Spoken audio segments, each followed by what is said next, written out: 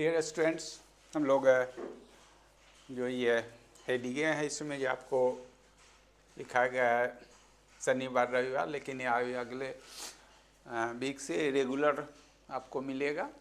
और इसमें 25-30 क्वेश्चन का जो संग्रह ये तो 35-40 का है। और ये आपका सेट 5 है, 4 पहले से हो चुका है, ऐसे ही रेगुलर रहेगा। और इसमें आप देखिए आपके लिए बहुत ही उपयोगी है। ये सभी प्रश्नों को मतलब एक अच्छे प्रश्न जिसमें थोड़ा बहुत टीचर से आपको सीखने की ज़रूरत होती है या फिर आपको सॉल्व करने में परेशानी होती है, वैसे प्रश्नों का सब सब्जेक्ट से संग्रह लिया गया है। और एक जो है से अगले वीक से 100 प्रश्नों का जो टेस्ट है वो आप ऑनलाइन दे सकते हैं। उसमें सारा सब्जेक्ट बैलेंस रहेगा, 100 प्रश्न जो होगा, जितने सारे जीएस के पार्ट हैं। और एक जो मेरा है इसे 2021 100 प्रश्नों का संग्रह है, उसका शुरू हो चुका है। 2 क्लास हुआ है जिसमें ज्योग्राफी का 30-40-50 क्वेश्चन का कराए हैं। 2 सेट नहीं है वो, उसमें तो एडीओ जो आने वाला परीक्षा है, दरोगा है, चाहे जो देते हैं उसमें भी अच्छे प्रश्नों का जो हर सब्जेक्ट से है। प्रश्नों की संख्या तो बहुत है, लेकिन वैसे प्रश्न उसमें कलेक्ट किया गया है, संग्रह किया गया है, जिसमें थोड़ा प्रश्न में आपके भाषा में जो हो दम हो, वैसे प्रश्नों का शुरू हो गया है। उसका मात्र और चलेगा, एडीओ का परीक्षा अप्रैल तक है, वो 1-1.5 घंटा डेली चलेगा। तत्काल तो 1 ही घंटा चल रहा है, 1-1.25 घंटा 40-50 प्रश्न करा रहे, आगे चल के 2 सब्जेक्ट कर देंगे।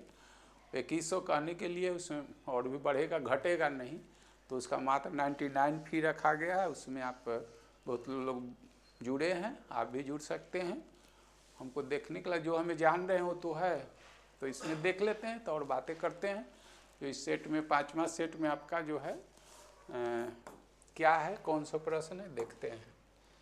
तो सेट नंबर 5 जो है से जिसमें आपका ये ज्योग्राफी का क्वेश्चन है। आप जानते हैं जम्मू कश्मीर मार्ग जो है जवाहर सुरंग ऐसे जान लीजिए 1956 में बना था, होकर गुजरता है। जवाहर सुरंग किस दर्रे में है, तो ये जो बनिहाल दर्रा है, समझे। अब बनिहाल दर्रा जो है वो लघु हिमालय का हिस्सा है, समझे, या मध्य या लघु हिमालय में पड़ता है। जम्मू कश्मीर तो आप जान ही रहे हैं, राजनैतिक दृष्टिकोण से तो बनिहाल दर्रा को ही कटवा के जम्मू से श्रीनगर जो है सड़क मार्ग वही पूछ रहा है।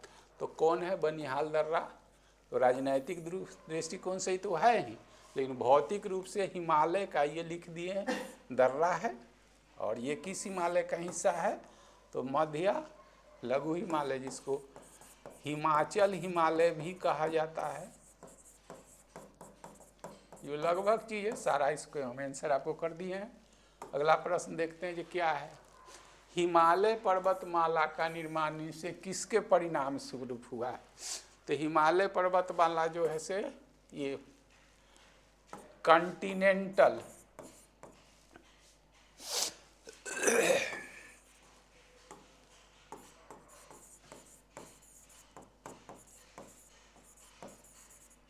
कॉन्टिनेंटल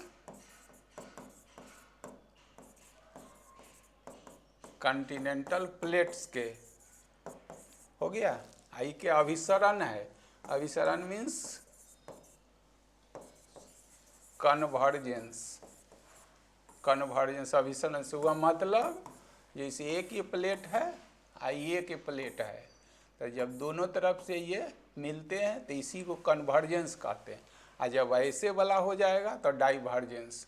तो इसको कन्वर्जेंस को एक चीज़ और भी बोल देते हैं, विनाशकारी प्लेट भी बोलता है, समझे। जितना चीज़ है इसका सब चीज़ है, इससे कुछ नहीं जी इसमें ज़्यादा रहेगा, समझे। और ये जो है से हिमालय को और भी इसमें जोड़ देते हैं, कौन है, तो किसके ये कॉन्टिनेंटल में कौन, तो Indian plate plus Eurasian plate, plate के कन्वर्जन से बना है।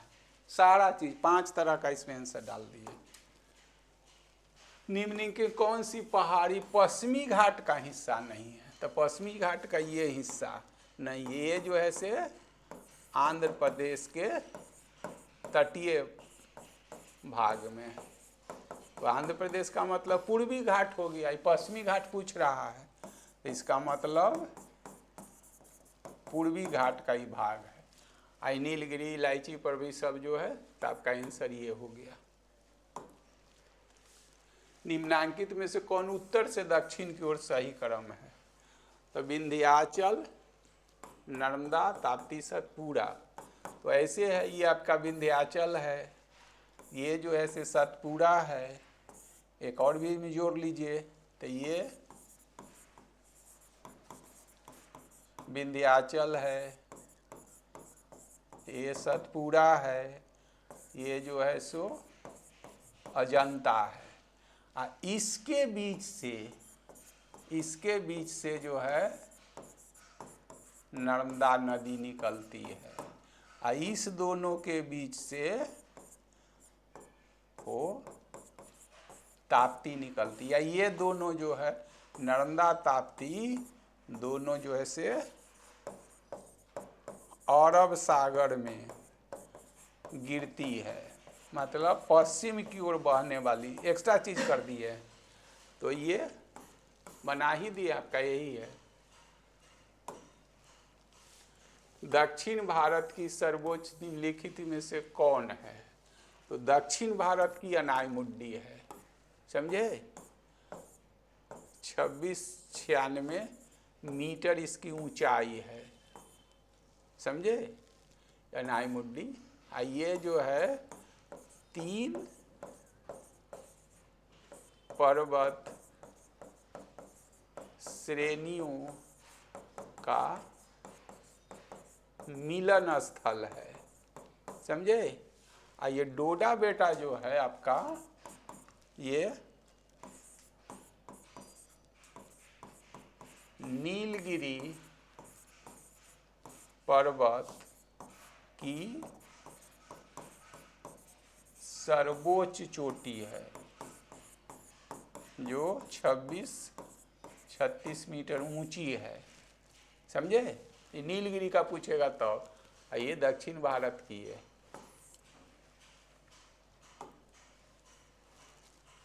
पृथ्वी के धरातल से ऊपर की ओर वायुमंडल के विभिन्न, तो सब स्तर है, लेयर है।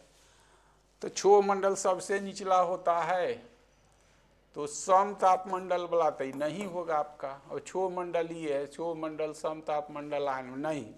क्षोभ मंडल, सम तापमंडल, मध्य मंडल, आयन मंडल, समझ गए। क्षोभ मंडल, सम तापमंडल, मध्य मंडल, आयन मंडल। इसी में जोड़ देते हैं पूरा आपका बरही मंडल, यही आपका सब तल है पृथ्वी का, समझे। सबसे नीचे क्षोभ मंडल, उसके बाद समताप मंडल, उसके बाद मध्य मंडल, उसके बाद आयन मंडल, उसके बाद वायुमंडल के किस सतह का तापमान में बहुत भिन्नता नहीं होता, तो वर्ड है समताप। इसका इंग्लिश से होता है सम। सम माने बराबर, ताप मतलब ताप, तो वर्ड लगता है समताप। तो इसमें समताप होगा, तो इसका वायु दाब भी समान होगा, समझे। इसलिए कि टेम्परेचर, तापमान और वायु दाब का जो होता है इनवर्सली रिलेशन होता है, समझे, ये होता है। तो जब तापमान समान है तो क्या होगा, वायु दाब भी समान होगा। तो यही जो है सम तापमान में, सम तापमंडल में वायुयान उड़ाए जाते हैं, समझ गए। क्यों? इसलिए आंधी तूफान, तापमान समान है तो वायु दाब भी समान होगा, इसलिए आंधी तूफान आने की संभावना नगण्य होती है। ये कारण आगे पढ़िएगा, आगे पढ़िए, कहीं पढ़े होंगे। उपोष्ण उच्च वायुदाब से विषुवतीय निम्न वायुदाब के चलने वाली व्यापारिक पवन है। समझे? ये अगर ग्लोब है तो ये मेरा क्या है, विषुवत रेखा है। तो ये जो है, अगर मान लिए कि इसी को मान लेते हैं, ये कर्क रेखा है, ये मकर रेखा है, तो 23.5 तो आपका उष्णकटिबंधीय है। तो 30-35 से जो चलता है ये, इसमें ऐसे चलता है, इससे चलता है, इससे चलता है, इसमें ऐसे चलता है, इससे चलता है। तो यही है व्यापारिक पवन, ट्रेड विंड। समझे? ये जो चलती है व्यापारिक पवन, एक में अगला क्वेश्चन बोल देते हैं, उत्तरी गोलार्ध में, उत्तरी गोलार्ध में ये चलती है NE से SW की ओर। अगला क्वेश्चन होगा तो क्या इसको हम यहाँ लिख देते हैं, ये आप लोग के लिए पच हो जाएगा। ये व्यापारिक पवन जो चलती है, ये अगला क्वेश्चन स्पर्श से उत्तरी गोलार्ध में, समझ रहे हैं? वही बात यहाँ लिख रहे हैं, NE से SW की ओर। ये अच्छा क्वेश्चन हो जाएगा आप लोग के लिए। और दक्षिणी गोलार्ध में, गोलार्ध जो चलती है SE से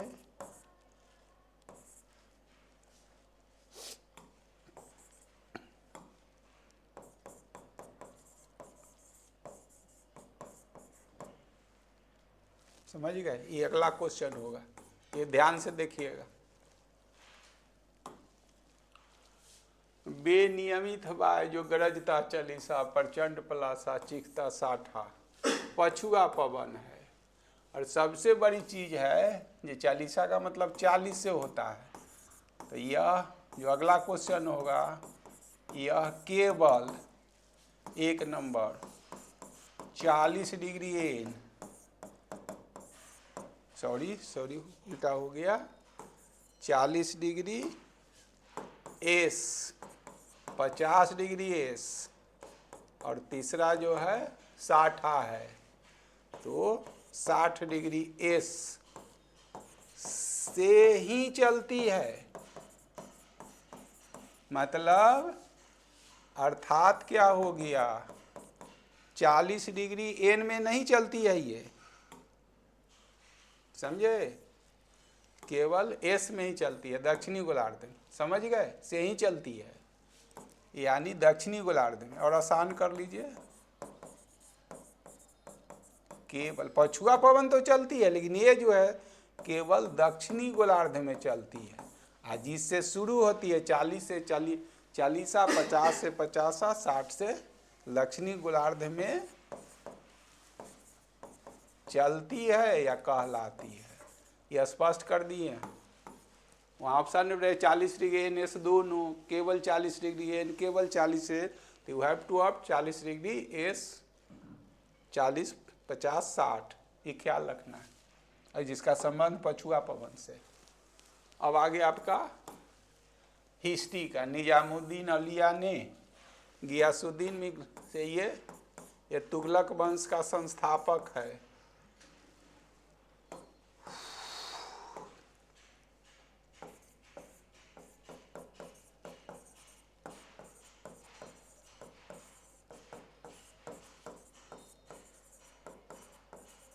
समझे? 1320 से 25 इसका काल है।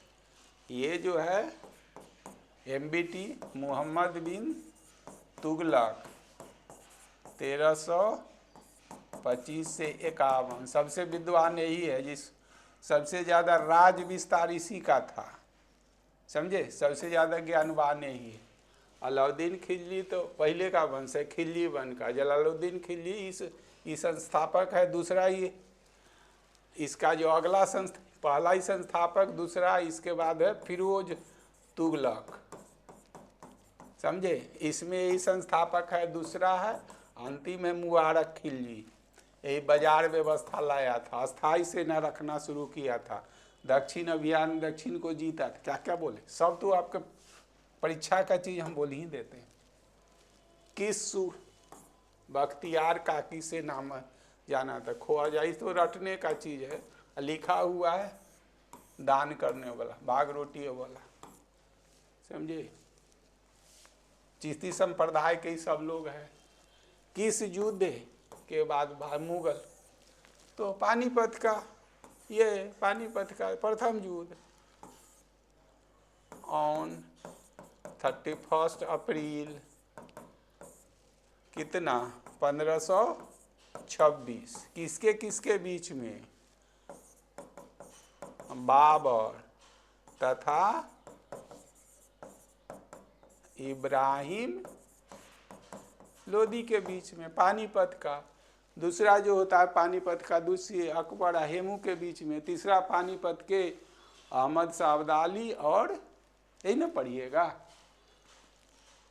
पलासी का युद्ध 1757 में होता, हल्दी घाटी का 1576 में, तालीकोटा 1565 में। सब कुछ कर दिए, जितना जरूरत हो उतने पढ़िए। अकबर द्वारा बनाए गए उपासना इबादत खाना 1575 में।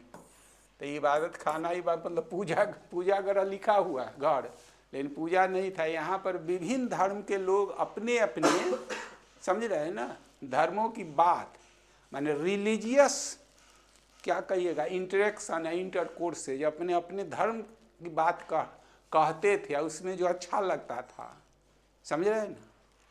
तो इबादत खाना 1575 में आवास किया गया था। किस युद्ध को जीतने के बाद शेर शाह ने दिल्ली की अफगान सत्ता, दिल्ली में अफगान सत्ता, किस युद्ध को जीतने शेर शाह ने दिल्ली में अफगान सत्ता की स्थापना की। तो ये हो जाएगा 1540, ठीक है। चौसा के बाद ये शेर शाह की उपाधि धारण किया था, ठीक है। आइए तो अब आपका आंसर ये हो जाएगा, दिल्ली में स्थापना किया, दिल्ली के गद्दी पर बैठा था। दोनों लिख दिए, शेर शाह की मतलब फरीद से शेर खां हुआ, शेर खां से शेर शाह की उपाधि किया। और दोनों जो लड़ता है हुमायूं के एगेंस्ट में, समझे। आई 1540 में जो लड़ता है, इसी के बाद जो है हुमायूं निर्वासित हो जाता है, मतलब देश से बाहर भाग जाता है। 15 वर्षों के बाद जैसे फिर वो लौटता है और फिर दिल्ली के गद्दी पर बैठता है। थोड़ा दिन के बाद वो उसकी मृत्यु हो जाती है।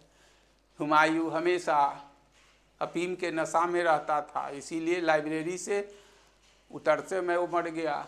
वह तंत्र विद्या में ज़्यादा विश्वास रखता, 7 दिन 7 तरह के कपड़ा पहनता था, वगैरह वगैरह। तो जितना पूरा चैप्टर पढ़ते हैं तो सब कुछ जो जितना संभव हम बोल देते हैं आपको।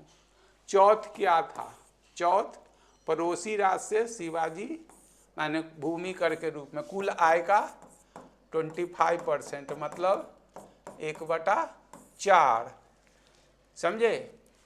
एक था सरदेशमुख, सरदेशमुखी कहता था, तो वो जो था 10% लिया जाता था, समझे। तो ये 1/4 जो लिया जाता था, पड़ोसी राज्य इसको जीत लेते थे, शिवाजी जीत लेता था, समझ रहे, तो अपने अधीन कर देता था, कर देते रहता था। तू केवल कर देने से नहीं है जब सुरक्षित है, मगर बाहरी आक्रमण भी अगर कोई मराठा के अलावा करता है आपके क्षेत्र पर, तो उसको सुरक्षा भी प्रदान करता था। आज भी तो वही है, भारतीय संविधान में क्या है, हम कर देते हैं तो रोड गड़बड़ होता है तो हाय हाय करते हैं, समझ रहे। पानी नहीं होती है तो हाय करते हैं, रोड जाम कर देते, बिजली नहीं होती है तो ये करते हैं। अलग से हम कर थोड़ी देते हैं जो हमको बॉर्डर पर आप सुरक्षा देते हैं, तो हमारे ही कर से तो सब कुछ चलता है। तो यहाँ चौथा सरदेशमुखी में यही था अंतर। ये चौथ जो था 1/, कुल आय का 1/4 भाग, मतलब 25%। और सरदेशमुखी जो था सो 10% लिया था। दोनों में अंतर क्या था? तो पड़ोसी देश पड़ोसी राज्य इस पर मराठा आक्रमण करके जीत लेते थे, तो उसको अपने करने के लिए मेरे अधीन में, माने under the suzerainty of Maratha, Maratha के अधीन में रह के आप सब कुछ रहिए, आप स्वतंत्र रहिए, समझ रहे ना, लेकिन मेरे अनुसार चलना पड़ेगा। तो 1/4 आपको देना पड़ेगा। लेकिन जो पहले से मिला हुआ है तो उसको कुल आय का 1/10 भाग दिया जाता था, 10 मुखी कहता था, समझ रहे हैं ना। तो दोनों मिलेगा, यहाँ तो नहीं है, लेकिन जब पढ़िएगा तो वहाँ पढ़िए, आपको मिल जाएगा। कौन सा मकबरा द्वितीय ताजमहल, रबिया उद्दर रानी का मकबरा, बीबी का मकबरा, ये है कहाँ? औरंगाबाद में है।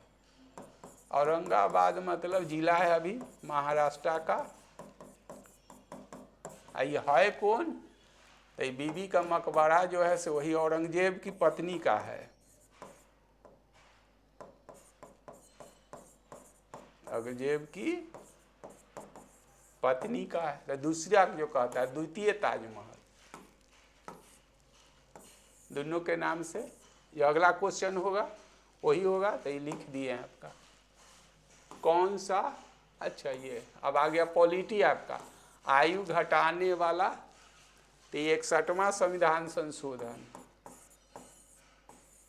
1988, देखिएगा ऐसे रहेगा, लेकिन कहीं ऑप्शन रहता है तो ये इसमें हुआ था, लेकिन लागू एकदम बच्चा जैसा ले लागू हुआ था 1989 में, ख्याल रखिएगा। और एक में ये तो पचेगा नहीं आप लोग को, तो ये आर्टिकल 326 में यही संशोधन किया गया था। तो ये तो स्टैंडर्ड चीज हो गया, पढ़े हुए तो समझ में आएगा।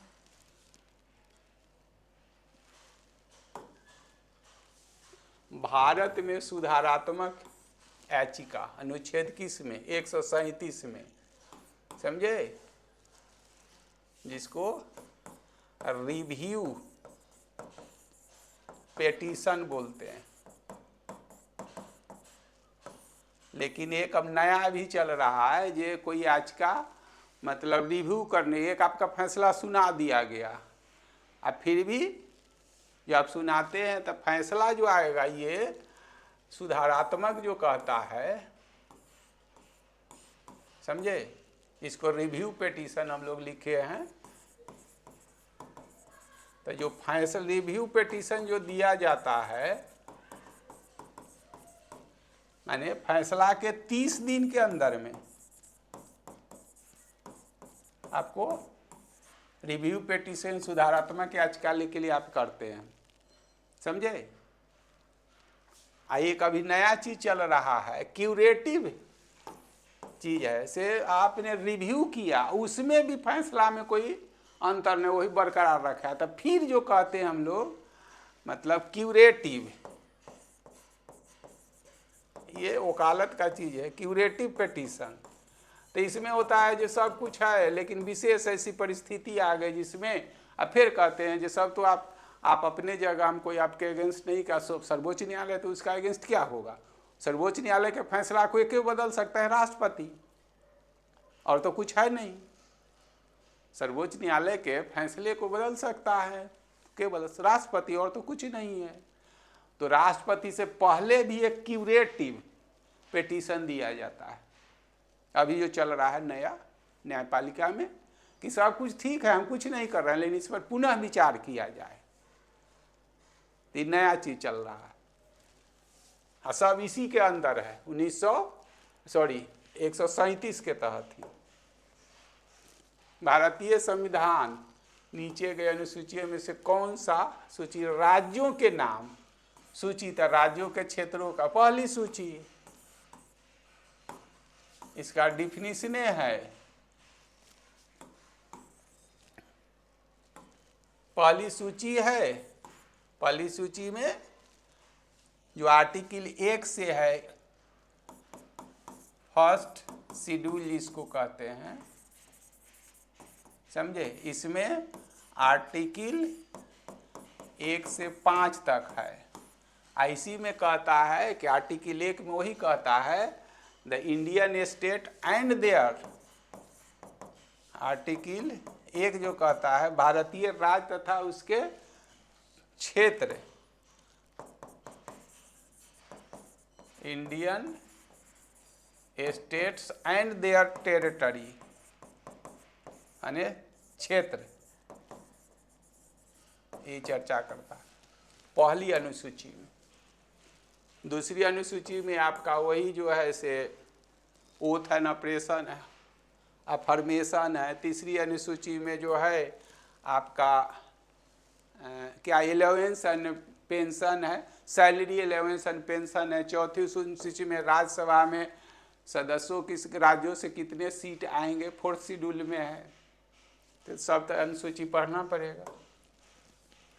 किसको भारतीय संविधान का आत्मा, भारतीय संविधान के आत्मा यही संवैधानिक उपचार जो है सब जी जो है आर्टिकल 32 के तहत होता है, समझे। इसको मैग्ना कार्टा कहता है, समझे। आत्मा जो कहा गया है इसी को संवैधानिक उपचार को कहा गया। संविधान किस संविधान अंतर्गत ओबीसी, परिवेश हेतु 93, 2005 संस्थाओं में प्रवेश 27%, और इसमें नहीं कुछ है। किसके अंतर्गत, भारतीय संविधान सभा, संविधान सभा 1900 ये कैबिनेट में 1903 सदस्यीय था।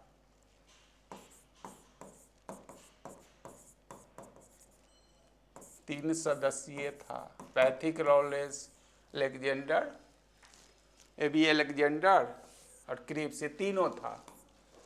तो कैबिनेट मिशन भारत क्यों आया था, तो संविधान सभा के गठन के लिए। संविधान सभा का गठन किसके लिए, संविधान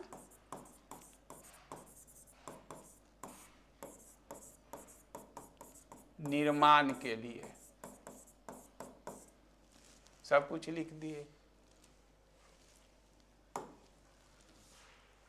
यूरेनियम विघटित होकर प्लेडियम बनता है। बस साइंस आ गया आपको, कितने अल्फा कितना बीटा। तो एक अल्फा एक बीटा है, देखिए। अब जो जानना, इधर प्योर साइंस हो गया। यूरेनियम जो होता है ये सब जानना पड़ेगा, 235 है, समझे। और ये जो है आपका पीए, प्लेटिनम,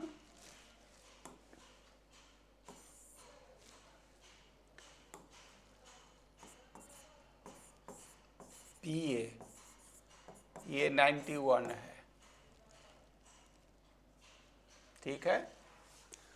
तो इसमें आंसर आप कर देते हैं पहले। तो एक अल्फा निकलेगा, ठीक है ना, एक बीटा भी। तो ये बनेगा ये 231। ये आपका आंसर तो ये हो गया, लेकिन होता क्या है वो बता दिए आपको। तो यहाँ पर जो रूल है आपका, रूल जो कहता है पहला, एक अल्फा के निष्कासन से तो 2 इकाई यूनिट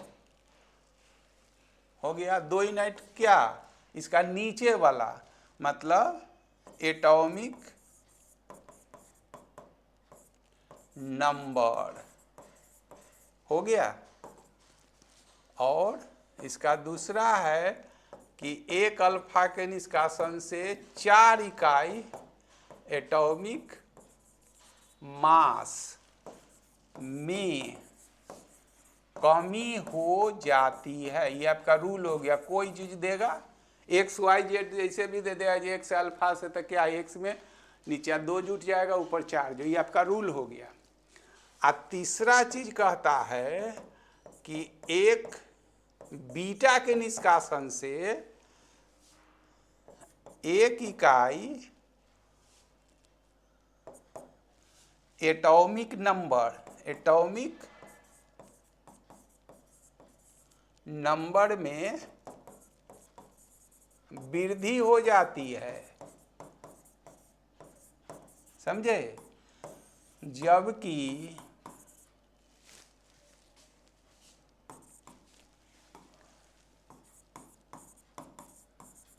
जबकि परमाणु द्रव्यमान में कोई अंतर, सारा यहाँ का चीजें बता दिए। इसको ग्रुप डिस्प्लेसमेंट भी लॉ कहता है, सोडियन फ्यूजन। नहीं तो इतने में तो जगह भर गया तो आपका हौच पौच हो जाएगा। तो देख रहे हैं 92 है, तो 92 से क्या बना होगा, 2 घट गया तो 90, अब फिर 1 बढ़ गया तो 91, और ऊपर वाला में 235 से घटा तो 4 घटा तो 201। इसके बढ़ने से तो अंतर नहीं होता है। तो ये आपका संरचना कहें चाहे सूत्र कहें, ऐसे ही होगा। तो सारा चीज़ यहाँ का क्रीम चीज कर दी है। ये जो विघटित होने से ग्रुप भी बदलेगा, यहाँ से यहाँ बदल रहा है, चाहे यहाँ से यहाँ घट रहा है, तो इसको ग्रुप डिस्प्लेसमेंट वर्ग विस्थापन का सिद्धांत कहता है, जिसको सोडियन फ्यूजन नामक वैज्ञानिक ने दिया था। यहाँ से चाहे 4 गो तो पूछवे करता है, यहाँ पर यूरेनियम के जगह कुछ और पूछ लेगा आपसे। खाने का नमक बरसात में गीला हो जाता है, तो खाने का नमक जो होता है जिसको टेबल साल्ट,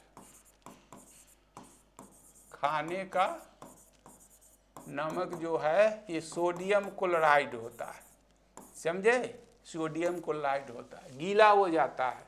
तो सोडियम क्लोराइड में जो होता है यही, अभी यही जो है से 9 के बराबर रहता है, असंजक अशुद्धता के रहता है। तो यही जो होता है मैग्नीशियम क्लोराइड, मैग्नीशियम क्लोराइड जो होता है हाइग्रोस्कोपिक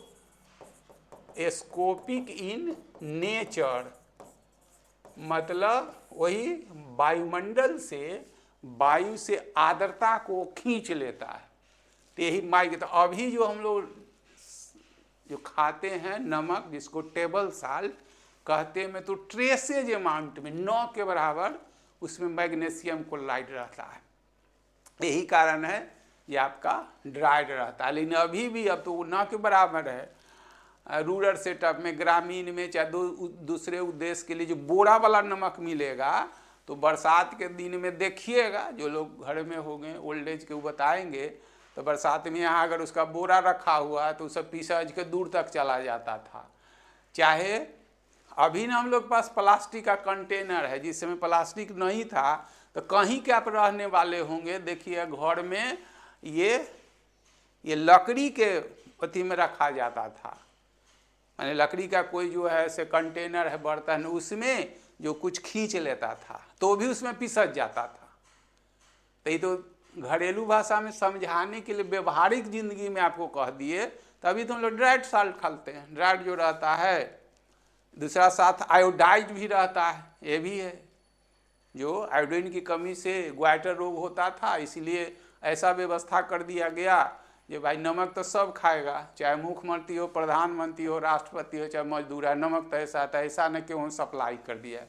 अब ग्वाइटर जो घेघा रोग जिसको कहते हैं आयोडीन के कमी से होता है, तो ये महिलाओं के लिए बड़ा ही सामाजिक एक ये अभिशाप के रूप में देखा जाता था। तो अब जो भी साल्ट बनता है, टेबल साल्ट जिसको घरेलू नमक बोलते हैं, वो सोडियम क्लोराइड आयोडाइज्ड ही होता है। और उसमें जो मैग्नीशियम क्लोराइड जो ऐसा नहीं ट्रेसेज में रहता है, समझ रहे हैं, ट्रेसेज में। अभी बरसात के दिन में थोड़ा छोड़ दीजिएगा खुले, तो वो क्या है, थोड़ा थोड़ा वो विस्कस चिपचिपा हो जाएगा। लेकिन पहले ज़्यादा मैग्नीशियम क्लोराइड होता है, जिस कारण वो पूरा पिसज जाता था। तो वही यहाँ कह रहा है कि गीला हो जाता है, पिसज जाता है। तो उसी को लेकर सोडियम क्लोराइड तो है ही, अब मैग्नीशियम का अशुद्धता अपद्रव होती है मैग्नीशियम, उसका नेचर क्या होता है, हाइग्रोस्कोपिक, समझ रहे हैं ना, माने सराउंडिंग से, वायुमंडल से आर्द्रता को वो सोख लेना, तो यही जो है सो अभी कम रहता है। तो ऐसे भी पढ़ते हैं, व्यवहारिक जिंदगी में भी इसकी उपयोगिता है। सोडियम बाइकार्बोनेट आग बुझाने में उपयोगी होता है, क्योंकि गर्म होने पर व्यक्ति कार्बन डाइऑक्साइड देता है, तो बताए हुए हैं। ये उपयोगी होता है, भी कार्बन डाइऑक्साइड उत्पन्न करता है।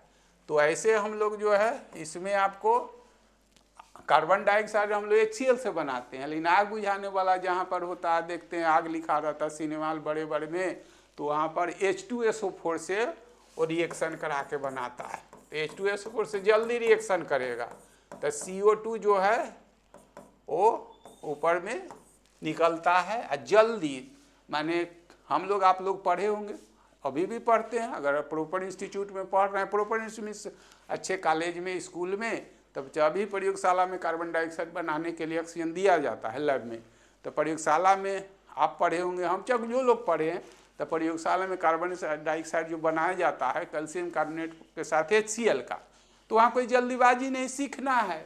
लेकिन यहाँ तो जल्दी हमको आग कहीं लग गया है, तो धीरे धीरे अगर रिएक्शन करेगा तो जल्दी चाहिए, क्विक रिएक्शन, तो यहाँ HCl ना करके साथ साथ जो होता है H2SO4 से रिएक्शन कराता है। तो फर्क यही है, जो HCl से करता था कैल्शियम का क्लोराइड बनता था, यहाँ कैल्शियम का सल्फेट बनता है, दोनों से CO2 निकलता है, लेकिन HCl से धीरे धीरे निकलता है हाइड्रोक्लोरिक अम्ल से, लेकिन सल्फ्यूरिक अम्ल से बहुत तेजी से, इसलिए जरूरी भी है, हमको तुरंत CO2 चाहिए। अब CO2 निकाल के करते क्या है, ये तो पूरा प्योर है, CO2 आप निकलेगा जल्दी से, तो एक बार ही फदफदाहट चारों तरफ सनसनाहट की तरफ भर देगा CO2, तो CO2 का मॉलिक्यूलर वेट, आणविक वेट जो है 44 होता है, तो चारों तरफ भर गया, और जो ऑक्सीजन जलने में सहायता करता है O2, उसका मॉलिक्यूलर वेट 32 होता है, तो वो हल्का होगा, नीचे भारी आ गया, तो ऑक्सीजन से संपर्क हट गया तो आग बुझ जाता है। ये करिश्माई नहीं है, आप फायर ब्रिगेडियर वो कुछ नहीं करता है, चाहे बच्चे से हम लोग पढ़े लिखे हों ना हो, बच्चे से जानते हैं, अनपढ़ भी जानता है, आग जल रहा है पानी डाल देते हैं तो बुझ जाता है, पानी डाल देते हैं बुझ जाता है, वो परिणाम जानते हैं, उसका निष्कर्ष जानते हैं, कंसिक्वेंस जानते हैं, लेकिन मैकेनिज्म वही है कि जलती आग पर पानी डालने से बुझा के हम करते कुछ नहीं है, जल को जलवाष्प में बदलते हैं, और जलवाष्प जो होता है उसमें 90% तक CO2 होता है, यानी CO2 बन जाता है, चारों तरफ सराउंडिंग से ऑक्सीजन का संपर्क हट जाता है, जिस कारण आग बुझ जाता है। वो तो दूसरा पार्ट हो गया, लेकिन यहाँ पर कहता क्या है, बुझा देता है, कार्बन डाइऑक्साइड उत्पन्न होता है, तो इतने लिखा है कि कार्बन डाइऑक्साइड के उत्पन्न होने से आग बुझ जाता है, लेकिन क्यों बुझ जाता है वो भी आपको बता दिए। कपड़ा धोने वाला सोडा निम्नलिखित में से कौन जो है, सोडियम कार्बोनेट है, सोडियम कार्बोनेट, तो ये ऐसे नहीं है,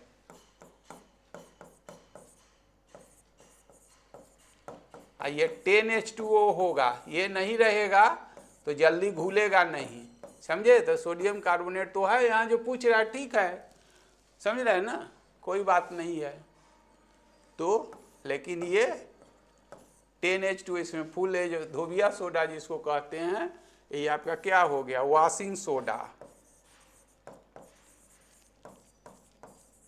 जिसको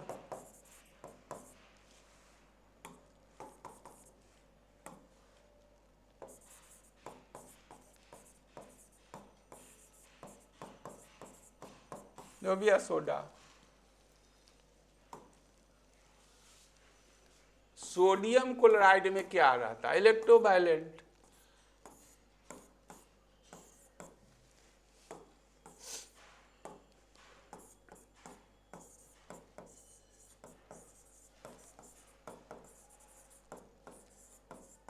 इसी का इंग्लिश लिख दिए हैं, इसी का दूसरा नाम भी है, दूसरा नाम क्या है, होता ही है, तो चूंकि आयन बनता है, सोडियम क्लोराइड आपका यही है, इलेक्ट्रोलाइज होगा तो ये Na+ Cl- में ये बनेगा, तो ये आयन बन गया, ये क्या हो गया,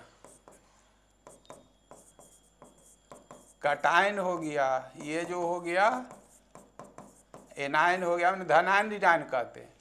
तो ये क्या हो गया, दोनों आयन है, तो चूंकि आयन बनता है जिस कारण इसको आयनिक बंध भी कहा जाता है। सोडियम क्लोराइड आपका यही है। सहसंयोजक में क्या होता है, यहाँ पर इसमें जो होता है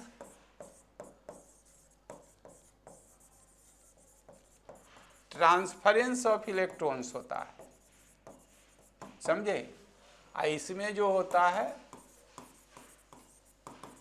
शेयरिंग ऑफ इलेक्ट्रॉन्स, मतलब ऊर्जा की साझेदारी। ऐसे भी समझिए, साझेदारी कहाँ होता है, जहाँ पे दोनों का नेचर एक दूसरे की जरूरत होती है। इस पर तो हम बहुत कुछ बोलते हैं, लेकिन तो एक क्वेश्चन में कितना टाइम दिया जाए। गाय का दूध मौजूदगी के कारण क्या रोटी, नहीं तो रटने का चीज है, रटिए।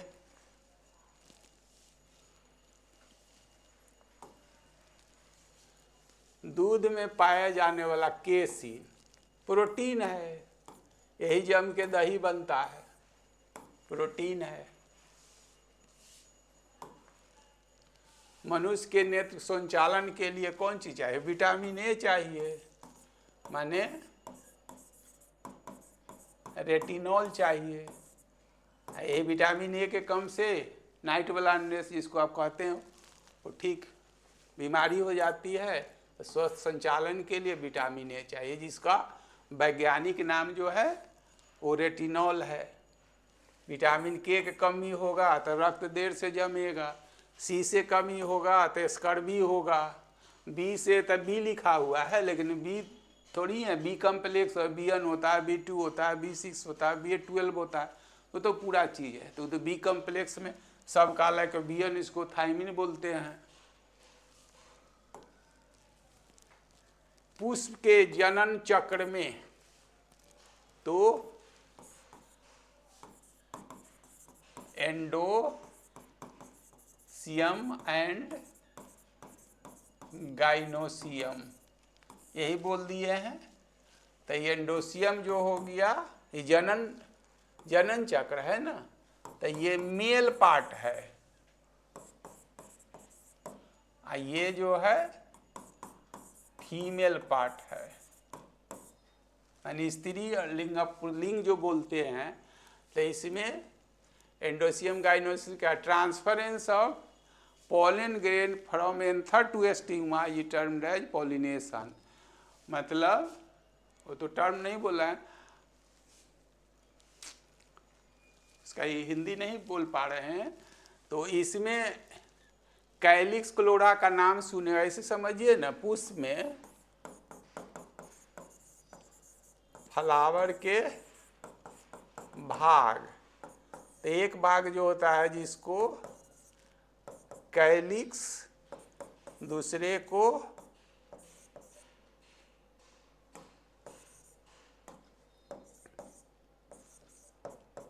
कोरोला, ये जो है एसेसरी पार्ट है, माने सहायक अंग या भाग। और तीसरा जो है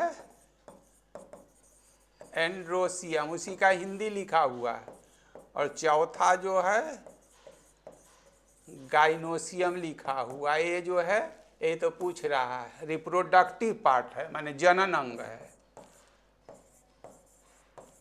जनन अंग या भाग। अब इसमें तो लिख दिए हैं एंडोस्टियम जो है से मतलब मेल है, ये फीमेल है, स्त्रीलिंग और पुल्लिंग जिसको बोलते हैं। तो यही है मेन, परागन के लिए यह दोनों मुख्य रूप से जिम्मेदार है। ऐसे भी जी कर देते हैं परागन,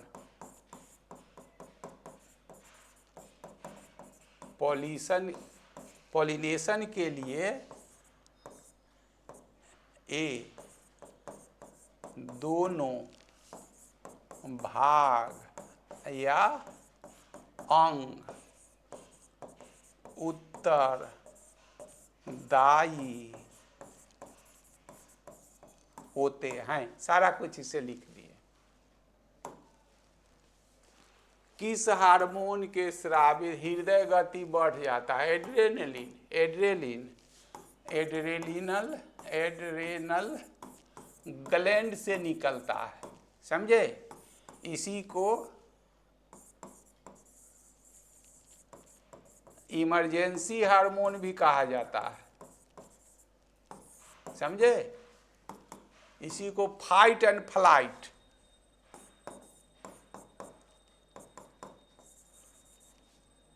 फाइट एंड फ्लाइट हार्मोन भी इसको कहा जाता है, मारो भागो, समझे? यही जो है ज्यादा निकलती तो हृदय गति बढ़ा देगा, समझे ना? हृदय गति बढ़ाती, इसी से बीपी बढ़ जाता है, रक्तचाप। आ कम निकलेगा तो वही है जो आपको माने सुस्त कर देगा, ये भी है, समझे ना? एड्रेनलिन अगर ज्यादा निकलेगा तो दिमाग आपका तीक्ष्ण रहेगा, तुरंत एक्शन लीजिएगा, समझ रहे हैं ना? अगर यही कम निकलेगा तो गाली अभी आपको कोई देगा, घंटा 1 घंटा के बाद गुस्सा बढ़ेगा, समझिए? सामने सांप आ जाएगा तो वो काट लेगा, तब पैर हटाइएगा। बाइक चला रहे हैं तो एकाएक कोई आ गया, रेड हो गया, तो ब्रेक लगाते लगाते आप उसको पार कर जाइएगा। तो इतना चीज़ ऐसे कम निकलेगा तो भी हानि, और अधिक निकलेगा तब हानि। हार्ट बीट बढ़ा रहा है, इसका मतलब बीपी बढ़ा रहा है, रक्तचाप बढ़ा रहा है। तो इसको ईसीएफ नाम से, एड्रेनलिन ग्लैंड से निकलता है, इसको इमरजेंसी हार्मोन, यही तो आपके परीक्षा में रहता है। आपातकालीन हार्मोन, फाइट एंड फ्लाइट, समझ रहे? लड़ो और भागो। इसकी अधिकता से ये परेशानी होती है, लेकिन कमी से भी परेशानी होती है। आप इनएक्टिव हो जाएंगे, एक्टिव नहीं रहेंगे। वही बोले कि गाली आपको कोई दे दिया, आप दिमागे नहीं हुआ हो रहा है, तो दूसरा कहा अरे तू गाली, तब आपको याद, अच्छा गाली भी दिया है, समझे ना? आग जल रहा है, उस पर तुरंत अगर कुछ आ गया तो पैर हटाने के बजाय कुछ हो जाएगा, तब आप पैर हटाइएगा। तो कोई किसी को कहता है तुरंत इमरजेंसी में एक्शन लेने के लिए चाहिए। तो इसी के लिए निक, चाहे इसको कोई पीथेट कहिए, कहावत में कहिए, तो इमरजेंसी हार्मोन कहा जाता है। महिला सेक्स हार्मोन, महिला सेक्स हार्मोन कथी है? एस्ट्रोजिन है। ये तो जो है से पुरुष का सेक्स है, समझ रहे ना? यही एंड्रोजन निकलता है, तो अपोजिट सेक्स ये मेल का है, मेल का, पुरुष का है। यही निकलने से अपोजिट सेक्स के प्रति आकर्षण बढ़ जाता है, इसी से दाढ़ी मूछ निकलने लगता है, समझे? और एस्ट्रोजिन के सेक्रेशन से महिलाएं का जो है, इसमें और भी होता है एंड्रोजिन के, जिससे आप देखिएगा, अब घर के लोग, ये तो सबके साथ होता है ना, तो आप देखिएगा जो 12-14 से नीचे हैं, तो उस समय आपका आवाज़ जो है से कुछ और होगा, अभी का आवाज़ कुछ और होगा। तो एंड्रोजिन जैसे ही दाढ़ी मूछ निकलेगा तो आपका जो है एंड्रोजिन के श्रावण से, एंडोक्राइन ग्लैंड है अंदर, श्रावी ग्लैंड तो सेक्रेट करता है, श्रावित होता है, इसको रोक भी नहीं सकते हैं और बढ़ा घटा भी नहीं सकते हैं। इससे दाढ़ी मूछ निकलता है, मैंने अपोजिट सेक्स, मैंने महिलाओं के प्रति आकर्षण बढ़ जाता है। और उधर जो है सो उसको एस्ट्रोजिन भी निकलता है, तो भी होता है। तो लड़कों में क्या होता है? दाढ़ी मूछ आने लगता है। दूसरा है इसका आवाज़ जो है सो मोटा हो जाता है, वॉइस जो होता है मोटा हो जाता है। और लड़कियों में जो है सो इसका ठीक उल्टा है, वॉइस जो हो जाएगा वो सुरीला हो जाएगा। वही में देखते हैं किसी महिला कम निकलेगा तो है महिला, वो बोलेगा सिंह राशि जैसे, उनका आवाज़ लगेगा, तो यही कारण है। फिर लड़का में भी देखते हैं जो हो गया, बड़ा हो गया, दाढ़ी मूछ निकल गया 20 वर्ष के, और उसका आवाज़ जो है से अभी भी पतला है, तो कम निकल रहा है। एस्ट्रोजिन कम निकलेगा तो वही होगा जो सेकेंडरी सेक्सुअल करेक्टर जो है, सेकेंडरी सेल ब्रेस्ट जो है से विकसित नहीं हो पाता है, समझ रहे हैं ना? तो ये सब जो है, आइए तो इंसुलिन, आप बोले हैं जो इंसुलिन के कमी से जो चीनी की बीमारी, डायबिटीज हो जाती है। ऑक्सीटोसिन तो ये क्या है? यही जो आप बताए थे, जो ऑक्सीटोसिन जो है सो आपातकाल में दिए शरीर में उत्तेजनशीलता बढ़ाता है, समझे? उत्तेजनशीलता बढ़ाता है। तो ये डिलीवरी के टाइम में जैसे क्लिनिकल डिलीवरी होता है तो इसी का इंजेक्शन दे दिया जाता है। इसी के इंजेक्शन के रूप में जो आता है, अभी गाय भैंस का जो बच्चा ये हो गया है, मर जाता है, तो दूध दूहने के लिए तो बच्चा रहता है, तो उसके जो होता है क्या कैसे दूध का जो ये वो तो उसको बराबर खींचता है, तो खींचने से उसमें क्या होता है, शरीर में उत्तेजनशीलता पैदा होती, उत्तेजनशीलता पैदा होती है, दूध छोड़ता है। महिलाओं के साथ भी तो यही होता है ना। आज ब्रेस्ट कैंसर का कारण क्या है, महिलाएं जो है से बच्चे को दूध पिलाना नहीं चाहती है, चाहे उनकी जो मजबूरियां हो, वो कहना ठीक नहीं है, जो है जॉब करती हैं, चाहे जो बहुत तरह के और भी है, समझ ले, उसी का वही है जो जम जाता है, जम जाता है। जब बच्चे उसको शक करते हैं, चूसते हैं, तो उसके उत्तेजनशीलता में कमी होती है, समझ में है ना, कमी होती है, से एक शांत भी रहता है, क्या क्या बोला जाए, लेकिन पिलाना नहीं चाहती है। ज़्यादा सकिंग कराने से, बच्चे को दूध पिलाने से ब्रेस्ट जो होता है से थोड़ा ढीलापन आ जाता है, बार बार खींचता है तो बच्चा तो इससे यही कारण है ब्रेस्ट कैंसर आज जो इतना जो हो रहा है शहरी इलाके में, शहरी क्या ग्रामीण परिवेश में भी यही चल रहा है ना। तो ऑक्सीटोसिन जो है से शरीर में उत्तेजनशीलता बढ़ा देता है। क्लिनिकल डिलीवरी होता है तो कुछ नहीं है, तो 5-10 का चीज़ है बस, यूटेरस का बच्चेदानी का मुंह खुला रहेगा, तो जैसे ही इंजेक्शन देगा तुरंत शरीर में इतना न कंट्रैक्शन एक्सपेंशन कैसे बच्चा बाहर फेंक देता है। लेकिन डॉक्टर लोग जो करते हैं कि जल्दीबाजी में, वो खुला रहेगा तो आसानी है, क्या 2-4 हज़ार दीजिएगा, लेकिन यूटेरस बच्चेदानी का मुंह खुला नहीं या दे देता है, तब बेचैनी पैदा कर देता है। तब वो अंदर तक बेचैनी पैदा कर दिया। अब जो निकलने वाला बच्चा है वो जो से अभी एक्सपेंड नहीं हुआ, रिलैक्सिन हार्मोन अभी पूरा नहीं निकला, से नहीं फैला है, तो अंदर तो चिल्लाएगा, चाहे कष्ट होगा तो कहे तुरंत हम ऑपरेट करेंगे। तो ये तो पैसा लेने ऐंठने का है, तो व्यवहारिक पक्ष है।